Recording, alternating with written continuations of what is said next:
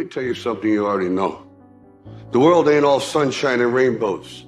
It's a very mean and nasty place, and I don't care how tough you are, it will beat you to your knees and keep you there permanently if you let it. You, me, or nobody is gonna hit as hard as life. But it ain't about how hard you hit. It's about how hard you can get hit and keep moving forward. How much you can take and keep moving forward. That's how winning is done.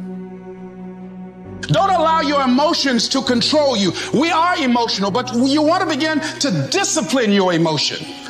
If you don't discipline and contain your emotions, they will use you.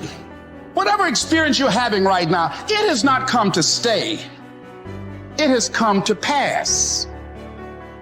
Not to stay, just to pass. It's just going through. The time is now. The time is now to express and for people to believe in themselves. The time is now for it to be okay to be great. If you want to begin to move into your own personal greatness, if you want to begin to really enjoy a happy, successful, healthy life, you've got to be willing to go against the tide. You've got to be willing to harness your will and say, in spite of this, I'm in control here. I'm not going to let this get me down. I'm not going to let this destroy me. I'm coming back, and I'll be stronger and better because of it. You have got to make a declaration that this is what you stand for. You're standing up for your dreams. You're standing up for peace of mind. You're standing up for health. You want it, and you're going to go all out to have it. It's not going to be easy when you want to change. It's not easy. If it were in fact easy, everybody would do it. But if you're serious, you'll go all out.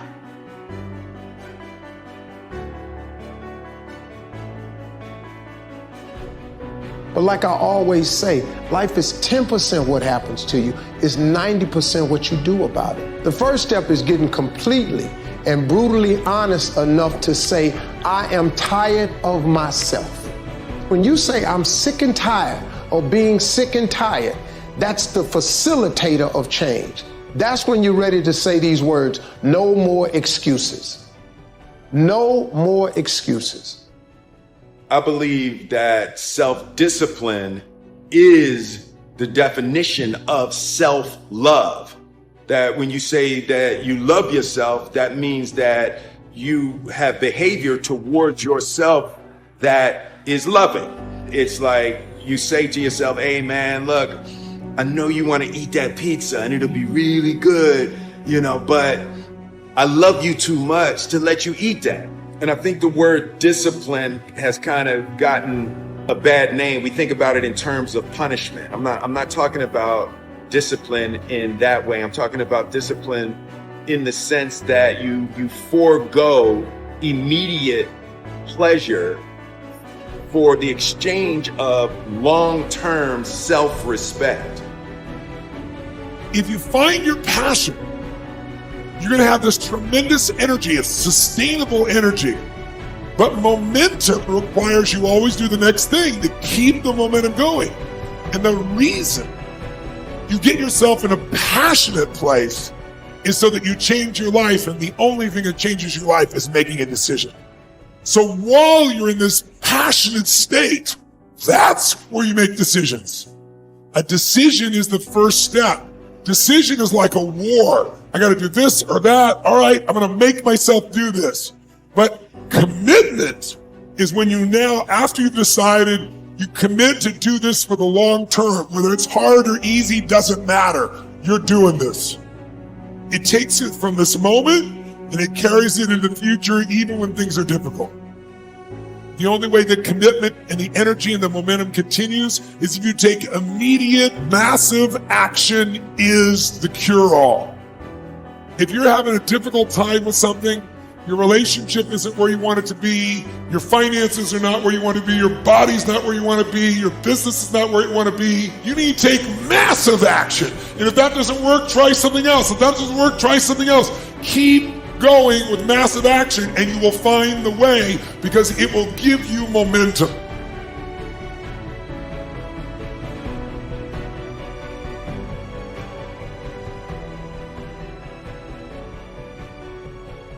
I don't want to be an icon. I want to be an idea, you know? I want to represent an idea. I want to represent possibilities. I want to represent magic, right? You're in a universe and 2 + 2 = 4. 2 + 2 only equals 4 if you accept that 2 + 2 = 4. 2 + 2 is going to be what I want it to be. There's a redemptive power that making a choice has, you know, rather than feeling like you're an effect to all the things that are happening. Make a choice, right? You just decide what it's going to be, who you're going to be, how you're going to do it. Just decide. And then from that point, the universe is going to get out your way. A person's strengths are often their biggest weaknesses. And so that also means that their weaknesses can be their strengths. So, me, I am weak. In all those ways that I listed, I am weak. But I don't accept that. I don't accept that I am what I am and that is what I'm doomed to be. No, I don't accept that. I'm fighting. I'm always fighting. I'm struggling and I'm scrapping and I'm kicking and clawing at those weaknesses to change them, stop them. Some days I win. Some days I don't. But each and every day I get back up and I move forward with my fists clenched toward the battle, toward the struggle. And I fight with everything I've got to overcome those weaknesses and those shortfalls and those flaws as I strive to be just a little bit better today than I was yesterday. The only thing that I can see, and you can never really look at yourself, the only thing that I see that is distinctly different about me is I'm not afraid to die on a treadmill. I will not be outworked, period. You know, you might have more talent than me, you might be smarter than me, you might be sexier than me, you might be all of those things. You got it on me in 9 categories. But if we get on the treadmill, right, there's 2 things. You're getting off first, or I'm going to die. It's really that simple, right? So let's go back to the question about what if people block me out. It's going to be 2 options. I'm going to get back in, or I'm going to be dead. You're not going to outwork me. It's such a simple, basic concept. It's the guy who is willing to hustle the most is going to be the guy that just gets that loose ball. The commodity that I see the majority of people who aren't getting the places they want or aren't achieving the things that they want in this business is strictly based on hustle. It's strictly based on being outworked. It's strictly based on missing crucial opportunities. I say all the time, if you stay ready, you ain't got to get ready. Everything you're going through is preparing you for what you asked God for. You just got to quit tripping while you're in the process, because the process is necessary. You may not see it now, but when he gets you on the other side of it, you're going to see exactly why it went that way. And you're going to be okay with it. But quit tripping during the process. Oh, Lord, why me? You ain't the only one. Oh, Lord, why me? You ain't the only one. Oh, Lord, why I lose my job? You ain't the only one unemployed. Oh, Lord, why he leave me? You ain't first chick got left. This might not even be your last time getting left. Pull yourself together and quit tripping, because you in the process.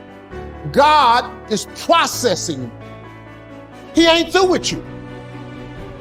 If he was through with you, you would not wake up in the morning. He gonna fix it. It's a simple process. The only reason I'm telling you this, because this is how I made it.